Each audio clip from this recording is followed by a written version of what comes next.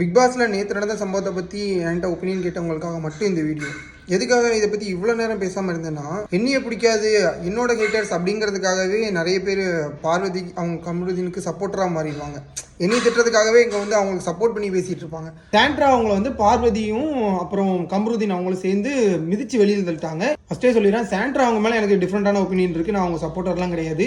ஆனால் நேற்றுக்கு கமருதீனும் பார்வதியும் அவங்களும் சேர்ந்து பண்ணது வந்து ரொம்ப ரொம்ப ரொம்ப அன்ஃபேர் அண்ட் ரொம்ப கேவலமான விஷயம். முன்னிட்டையாட வீரத்தை காட்டுவேன். அதை தாண்டி அதுக்கப்புறம் அவங்க விழுந்து ஃபிக்ஸ் வந்த மாதிரி இது பண்ணதெல்லாம் என்னை பொறுத்த வரைக்கும் அதை ஓவர் ஆக்டிங் தான் சொல்லுவேன். அதுக்கப்புறம் நைட்டில் கமருதீன் வந்தோடனே ஏதோ பேயோ பார்த்த மாதிரி பயந்து அலர்னது இதெல்லாம் பார்த்தா நான் என்னை பொறுத்த வரைக்கும் அது பெருசாக ஓவர் ஆக்டிங் தான் சொல்லுவேன். ஸோ நான் சாண்ட்ராவோட சப்போர்ட்டரும் இல்லை. அவங்க வந்து காமம் அப்படின்ற ஒரு விஷயத்த சொல்லிட்டாங்களாம். அந்த வெஞ்சன்ஸ் மட்டும்தான் எல்லாருக்கும் தெரிஞ்சு போச்சே, நம்ம குட்டு வெளிப்பட்டுருச்சே, இல்லைன்னா எல்லாரும் முன்னாடி நம்ம பண்ணது எல்லாத்தையும் போட்டு உடைக்கிறாங்களே அப்படிங்கிற வெறி. காமம்னு அவங்க சொன்னாங்கிறது ரெண்டாவது பட்சம். ஆனால் அங்கே நடந்தது அதானே, நீங்கள் காம கல்யாணம் தானே பண்ணிட்டு இருக்கீங்க.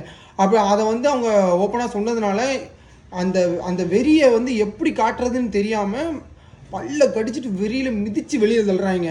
எனக்கு என்னன்னா அந்த கமருதீன் மேலே என்ன தோணுதுன்னா, எதுக்கு இவருக்கு இந்த பொண்ணுங்க மேலே மட்டும் ஒரு வீரம் வெளிப்படுதுன்னு தெரியல.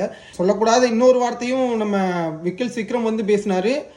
அது ஒரு ஹியூமனாக எல்லாருக்குமே வர்ற எமோஷன் அப்படி தான் பேசுவாங்க. அதெல்லாம் என்ன கேட்டால் தப்பு இல்லைன்னு தான் சொல்லுவேன். அவர் பேசும்போது அவர்கிட்ட இவரோட வீரப்புன்னகையை காட்ட முடியல. வெளில வாடா, உண்மையிலேயே உனக்கு வந்து அவ்வளோ ஹர்ட்டாக இருந்துச்சுன்னா உங்கள் அம்மாவை பற்றி அப்படி ஒரு வார்த்தை சொல்கிறான்னா டாஸ்க்காவது மயிராவதுன்னு இறங்கி போய் நீ வந்து சண்டை போட்டிருக்கணும். அதுக்கு நமக்கு துப்பு இல்லை. ஏன்னா அவன் ஆம்பளை இல்லை. அதனால அவன் இதுவே அந்த இடத்துல ஒரு பொண்ணாக இருந்துச்சுன்னா இவர் வந்து கதவை உடச்சிட்டு போயிட்டு சண்டை போட்டிருப்பாரு. பிக் பாஸ் எபிசோட் முடிஞ்சவொன்னு பார்த்துக்கண்டா அப்படின்னு சொல்லுவார். கடைசியில் அங்கே போய் கட்டி பிடிச்சிட்டு கொஞ்சம் கொள்ளாயிட்டு தான் இருப்பாங்க. கமருதீனுக்கும் சரி அதே மாதிரி பார்வதிக்கும் சரி ரொம்ப ஸ்ட்ராங்கான பிஆர் டீம் இருக்குது. இது நீங்கள் இன்ஸ்டாவை ரெகுலராக வாட்ச் பண்ணுற எல்லாருக்குமே தெரியும்.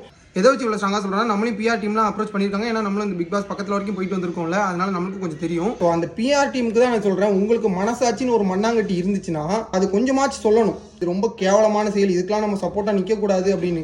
வாங்குற காசுக்கு மேலே நமக்கு அந்த மனசாட்சின்ற விஷயம் வந்து சொல்லும். என்னை கேட்டால் விஜய் சேதுபதி சாரே ரெட் கார்டு கொடுத்து அனுப்பிடணும். அதே மாதிரி அதுக்கு அப்புறம் நடந்த சம்பவத்தை பார்த்தீங்கன்னா, அப்போ பார்வதி வினோதை அடிச்சிருப்பாங்க, துப்பி இருப்பாங்க. முதல்ல துப்புறது என்ன மாதிரி பிஹேவியர்? அப்போ அவங்க மனசுக்குள்ளே எவ்வளோ கேவலமான வன்மம் இருந்துச்சுன்னா துப்புவாங்க, துப்பி இருப்பாங்க. இதுவே நான் ஒன்றே ஒன்று தான் கேட்குறேன், இதே இடத்துல ஒரு பையன் ஒரு பொண்ணை துப்பி இருந்தானா, ஒரு பொண்ணை அடிச்சிருந்தான்னா, இந்த பெண்ணியம் பேசுகிறவங்கலாம் எப்படி லைனில் வந்து நின்றுருப்பாங்க?